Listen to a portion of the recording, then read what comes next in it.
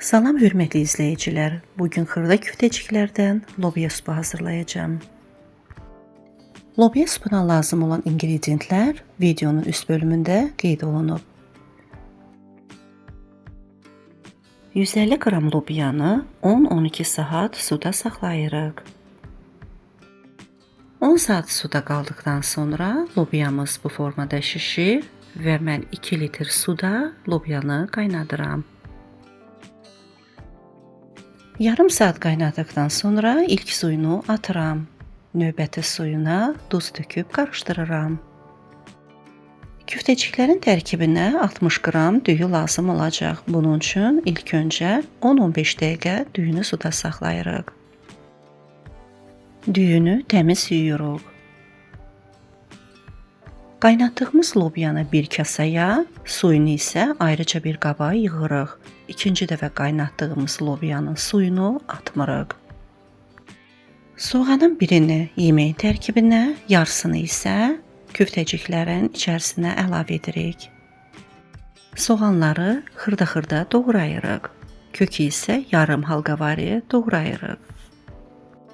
Qırmızı balqar bibəri və kartofu kub şəklində doğrayırıq. Küftəciklərin tərkibinə çəkilmiş ət, soğan, düyü, nanə qurusu, sarı kök, qara istiot və duz lazım olacaq. Supun tərkibinə gedən ingrediyentlər ailə tərkibinin sayına görə dəyişilə bilər.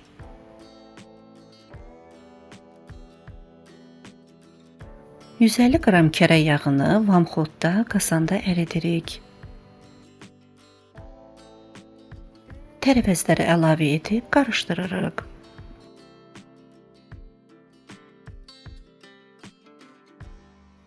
Qızılı qırmızı rəng aldıqdan sonra yarım xörək qaşığı duz töküb qarışdırırıq. Yeməyin tərkibindən duzu və istiotu öz zövqünüzə görə istifadə edə bilərsiniz. Küftəcikləri əlavə etdikdən sonra üzərinə lobyanı və sonra doğradığımız kartofu əlavə edirik. Lobyanın öz suyunu yeməyə tökürük. Supumuzun üzərinə xırda doğradığımız keşnişi əlavə edirik. Siz göyərtini öz zövqünüzə görə dəyişə bilərsiniz.